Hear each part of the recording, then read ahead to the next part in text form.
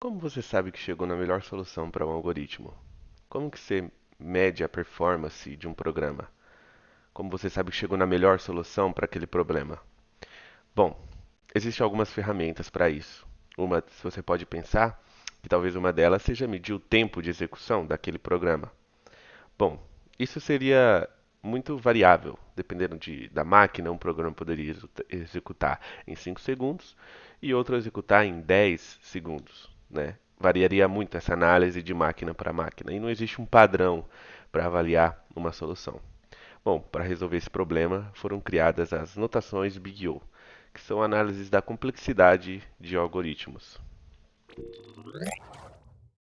Bom, Big O, análise assintótica de algoritmos. Palavras complexas e complicadas, mas que têm um significado bem simples. Big O é uma forma de analisar a performance dos algoritmos levando em conta as instruções e o tamanho das entradas. A utilização da notação Big O vai nos permitir uma análise concisa e sem variável de máquina para máquina de como aquele algoritmo vai escalar. Essa é a principal função do Big O, entender como que um algoritmo escala numa máquina. Aqui na tela estão as notações Big O mais utilizadas, as mais comuns. É, as notações Big O's elas foram criadas para não para simplesmente analisar algoritmos, elas foram criadas para funções matemáticas. Então, às vezes olhando essas letras pode ficar complexo, eu vou entrar em detalhes em cada uma, mas a notação Big O em si pode ficar muito complexa. Você pode ter várias outras letras, você pode ter Big O beta, teta, entre outras coisas. Mas para o contexto de entrevistas de programação, análise de algoritmos, a gente pode se conter a essas notações aqui e eu vou entrar em detalhes para explicar cada uma delas. Bom, da mais performática para menos, a gente tem aqui a constante. É, a constante é uma notação que é o Ozinho. Todas as anotações BQ vão ter o O. E aí ela entra com o número um. A constante significa que aquele algoritmo, aquele programa, ele não vai mudar seu tempo de execução, a complexidade dele, independente da entrada de dados, né? Ela vai ser sempre constante. Como a gente pode ver aqui no gráfico, a linha constante é uma linha reta, ou seja, se eu entrar com um dado ou se eu entrar com 1.000 dados, o tempo de execução, a complexidade daquele algoritmo deve ser a mesma. É, você pode imaginar aí que é, um método ou que soma um número no primeiro array, é, no primeiro valor de um array, pode ser o array de 1.000 ou 100, mas como ele vai sempre somar no primeiro, vai ser constante. Ou o método que formata uma string, independente da string, vai ser constante. Então, dá para imaginar alguns exemplos que são é, procedimentos e instruções que não vão depender do tamanho da entrada de dados. O segundo é o logaritmo, né? Big O log n, né? Logaritmo. É, a gente não precisa se lembrar do que a gente aprende no ensino médio sobre log. Para o contexto de análise de algoritmos simples aqui, é bem simples o conceito, né? Ela significa que cada vez que o tamanho da entrada de dados dobra, o número de operações para completar aquele algoritmo aumenta por uma unidade. É, o que significa? Se a gente tiver, por exemplo, um algoritmo para ordenar um array e a gente estiver usando o merge sort, que é um algoritmo muito famoso para fazer ordenações, a cada interação do merge sort, ele divide a entrada por 2 para ele poder ordenar aquela metade. Então, essa seria um exemplo de log n. Imaginando também uma árvore binária, né, conectada por nós, uma busca nessa árvore binária que esteja ordenada, né, que seja uma árvore binária de busca, a cada interação você também vai eliminar metade daquela árvore. Então, isso também seria uma log n. A log n está entre as melhores notações de performance. Como você pode ver, ela cresce sim no começo, mas ela tende a equivalar, né? Ela tende a manter um crescimento, uma exponencialidade baixa de crescimento. Então ela não cresce muito conforme a entrada de dados aumenta. É uma das melhores complexidades de performance que você pode ter no seu algoritmo. O N nas anotações, como você pode ver que todas têm o N, ele vai representar o tamanho de dados, que pode ser N números. Partindo para linear, a linear ela é a Big O que a gente vai ter talvez mais comum. Ela simplesmente indica que aquele algoritmo ele vai crescer linearmente conforme a entrada de dados é, aumentar. Então imagina aí qualquer algoritmo de interação com uma lista, que você tem que realizar uma operação a cada item, né? Qualquer for each, qualquer coisa, vai te dar uma notação ou n, né? Big O de n. Então ela quer dizer que quando você tiver 100 entradas, ela vai ter que executar 100 operações, 1000 entradas, 1000 operações. Ela cresce com a entrada de dados. A n de log n, ela é meio que uma combinação das duas anteriores.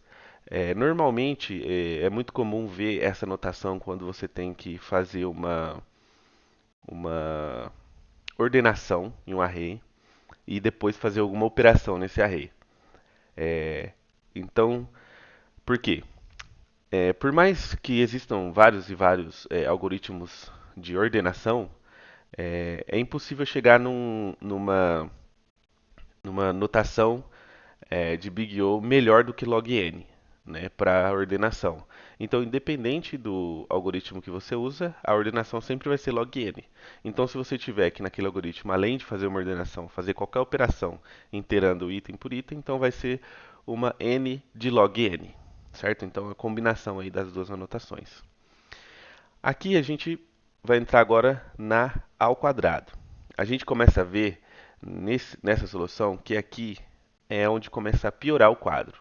A gente vai ver que no caso da ao quadrado, a cada vez que o nosso tamanho de entrada aumenta, o número de operações é elevado ao quadrado. Ele vai crescendo muito grande, muito exponencialmente. Então, talvez uma das piores notações que você pode ter. E ela é muito comum, porque às vezes quando a gente, por exemplo, vai ver um algoritmo para somar dois números ou algo assim, talvez a solução mais óbvia seria fazer dois for, um for dentro de outro for. Então, isso seria uma notação até pior, né, do que a ao quadrado, mas por muitas das vezes o desafio quando você está numa entrevista de algoritmo, de programação, é chegar nessa solução óbvia, que seria n elevado ao quadrado, e procurar uma solução melhor. Aqui está o desafio e é aqui que vai separar os melhores candidatos daqueles que não vão conseguir. Então, aqui a gente começa a ver um crescimento exponencial e uma piora a cada vez que o número de entradas aumenta. Você não quer esse tipo de notação nos seus algoritmos. Aí a gente tem ao cubo, semelhante ao quadrado, só que a 3 vezes. A gente tem a exponencial, que a cada entrada de dados as operações dobram. Então, você tem 100, você vai imprimir 200 e por assim vai. Na verdade, ela é elevada, né, a n, então você vai ter é, uma entrada de 100, você vai imprimir 1000. Então, aqui a partir do ao quadrado, você vai ver que a exponencialidade, se a gente colocasse no gráfico, seriam linhas bem mais retas aqui, né? Elas pioram bastante. E a gente tem a fatorial, que talvez seja pior, que é onde cada entrada, o número de operações é elevado àquele tamanho.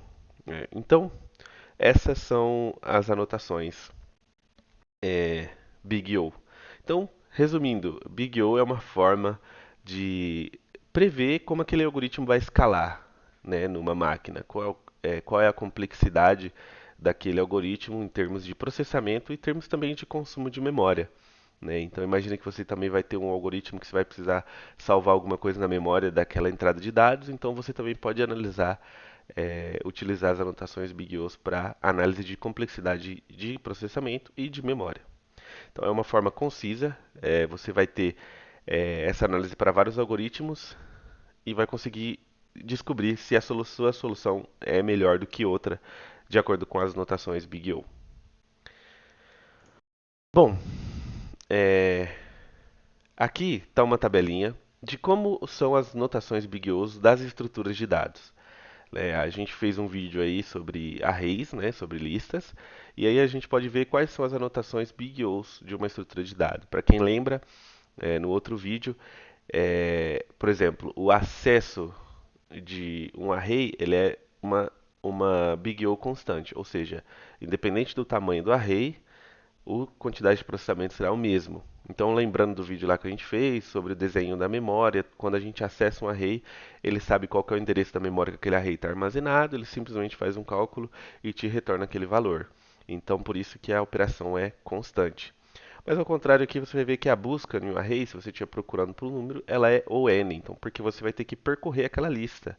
Assim também como a inserção, a gente falou um pouco no outro vídeo sobre arrays dinâmicos e arrays estáticos, então lá eu explico um pouquinho dessa complexidade, né, do array estático e do array dinâmico. A gente pode, por exemplo, ver aqui a stack, né, que seria uma pilha, né? Então a gente tem a complexidade aí de acesso de O de N, então para acessar qualquer item na stack você tem que percorrer a stack para procurar. Mas para inserção, ao contrário dos arrays, você vai ter uma inserção constante, porque a stack ela separa cada valor em um lugar da memória. Então, para inserir, você não tem que percorrer e nem acessar nem nada. Aqui que começa o entendimento de quando utilizar uma estrutura de dados ou outra em determinados algoritmos. É daqui que saem as melhores decisões. É saber que tipo de operação vai ser mais rápida a realizar num array, numa lista, numa pilha, numa linked list e assim por diante. Então, tá aí a tabelinha explicando as complexidades e é isso. Bom, eu espero que eu tenha facilitado pelo menos um pouquinho o seu entendimento do que é Big O, como utilizar essa anotação. Espero que tenha ficado claro. Se ficou alguma dúvida, deixa aqui no comentário que eu vou te responder. É isso, beleza? Obrigado.